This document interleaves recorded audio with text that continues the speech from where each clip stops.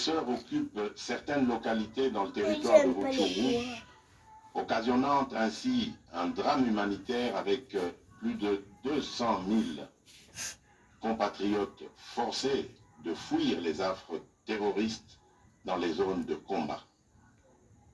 Ils se retrouvent en dehors de chez eux, sans logis, sans nourriture et sans soins.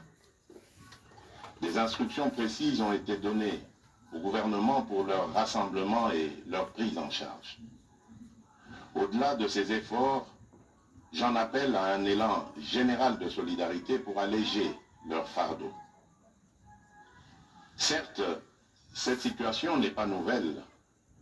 En effet, depuis plusieurs décennies, des groupes armés nationaux et étrangers écument l'est de notre pays en y commettant des atrocités innombrables sur fond d'exploitation illégale de nos ressources naturelles. C'est ainsi qu'à l'occasion de mon avènement, j'avais été amené à prendre l'engagement devant la nation de rétablir au cours de mon mandat la paix et la sécurité là où elles sont compromises et de les consolider là où elles existent.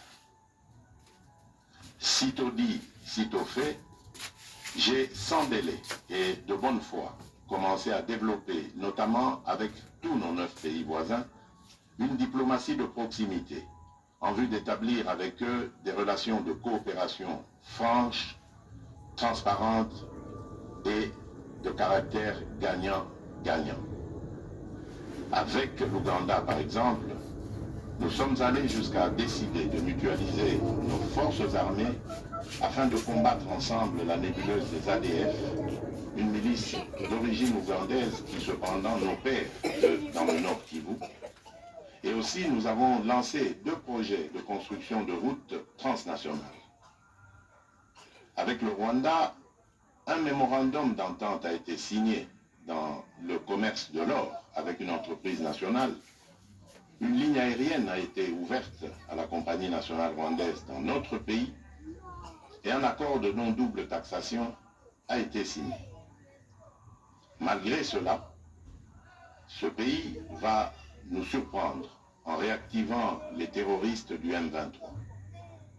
Alors qu'il avait été défait par les armes en 2013, le M23 va refaire surface en prenant notre armée à court, notamment à Bunagana, cité qu'il occupe depuis le 13 juin 2022.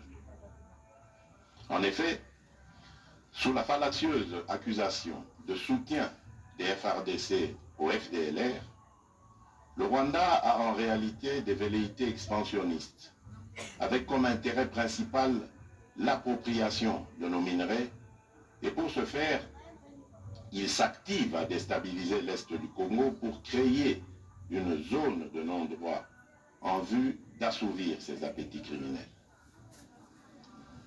Pour faire face à cette situation, 2 options s'offraient à nous, la diplomatie ou la guerre. J'ai résolu de privilégier la première option, quitte à en venir à la seconde, faute de résultats. L'option diplomatique a donc été mise en œuvre.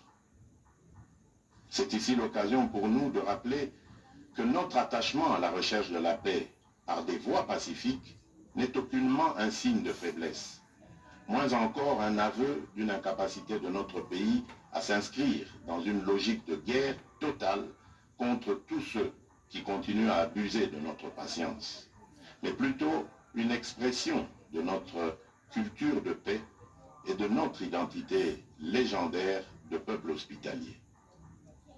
C'est ainsi que dès le 20 juin 2022, j'ai pris part aux travaux du 3e conclave des chefs d'État membres de la communauté d'Afrique de l'Est à Nairobi, au Kenya, qui avait comme agenda l'examen de la situation sécuritaire dans l'Est de notre pays. À l'issue de ce forum, les dirigeants des pays membres de la communauté d'Afrique de l'Est sont tombés d'accord sur le déploiement d'une force régionale pour imposer la paix dans l'Est de la République démocratique du Congo. Le sommet a appelé à une cessation immédiate de toutes les hostilités à l'Est de notre pays et a demandé à tous les groupes armés, tant étrangers que locaux, à déposer les armes immédiatement et sans condition et à s'engager dans le processus politique. Le 6 juillet 2022, j'ai accepté de rencontrer à nouveau le président du Rwanda, cette fois à Luanda, sous l'égide du président João Lourenço, sous couvert de la conférence internationale des régions des Grands Lacs africains, la CIRGL. Il en est sorti une feuille de route qui stipule entre autres objectifs normaliser les relations politiques et diplomatiques entre la République démocratique du Congo et le Rwanda. Et pour y parvenir, la première action retenue, arrêt des hostilités et retrait du M23 des positions occupées conformément au communiqué final de Nairobi. Une fois de plus, aucune avancée sur le terrain de la paix attendue par notre population n'a été observée. La dernière activité diplomatique en date a été la rencontre avec le président Paul Kagame autour du président français Emmanuel Macron et à l'initiative de ce dernier en marge de l'Assemblée générale des Nations unies à New York. Ici également, pour l'essentiel, il a été acté le principe d'un cessez-le-feu immédiat et du retrait inconditionnel du M23 des positions qu'il occupe. Toujours sans résultat tangible sur le terrain. Mes chers compatriotes, comme vous pouvez le constater, malgré notre investissement et les efforts fournis dans cette optique, la paix et la sécurité ne sont pas au rendez-vous. Garant de l'indépendance, de l'unité nationale et de l'intégrité territoriale, je réitère mon engagement constitutionnel de défendre la patrie jusqu'au sacrifice suprême. Mes très chers compatriotes, ne doutons jamais qu'ensemble réfléchis et engagés, nous puissions changer le monde.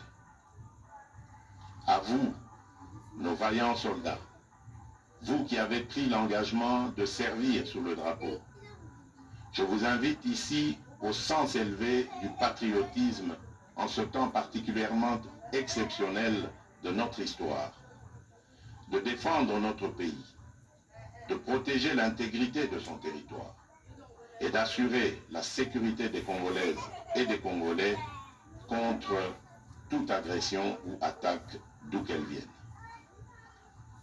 À vous, mes très chers compatriotes, la guerre qui nous est imposée par nos voisins exige de chacun de nous des sacrifices. C'est le moment de taire nos divergences politiques pour défendre tous rassemblés notre mère patrie. Notre histoire et notre marche commune ont sans cesse démontré que loin de s'effondrer, notre nation et son peuple ont toujours relevé ce genre de défi et nous en sommes toujours sortis victorieux. Restons tous unis et solidaires derrière nos forces de défense et de sécurité. La situation actuelle, loin de nous affecter, n'est qu'une épreuve de plus que nous allons surmonter pour raffermir davantage notre unité. Au-delà de tout clivage politique, idéologique, religieux et tribal, la défense de la mère patrie est le seul objectif qui doit nous unir en ce moment. Le pays nous appelle. La nation a besoin de l'engagement de toutes ses filles et de tous ses fils.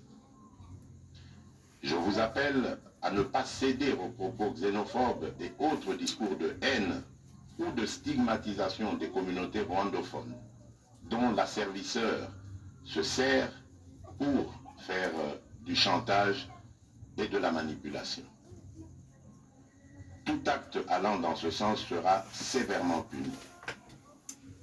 En réponse à la forte demande de la jeunesse, j'invite celle-ci à s'organiser en groupe de vigilance en vue d'appuyer et d'accompagner et de soutenir nos forces armées, nos forces de défense dans l'accomplissement de leur noble mission. C'est ici l'occasion de mettre en garde tous les traîtres civils ou militaires et autres brebis galeuses qui servent les intérêts de l'ennemi. Ils seront exposés à la rigueur de la loi en ayant le juste châtiment que mérite ce genre de comportement. En outre, tout en renouvelant mon appel lancé à nos jeunes qui en ont la vocation de s'enrôler massivement dans nos forces armées. Je réitère l'instruction faite au chef d'état-major général d'accélérer à cet effet la mise en place de centres de recrutement à travers les 26 provinces que compte notre pays. Chers compatriotes, nous devons ensemble avoir conscience que nul autre que nous-mêmes ne viendra sauver notre nation et que cela exige de chacun de nous une mobilisation tous azimuts. Que Dieu bénisse la République démocratique du Congo. Je vous remercie. Asante kwa kutuangalia.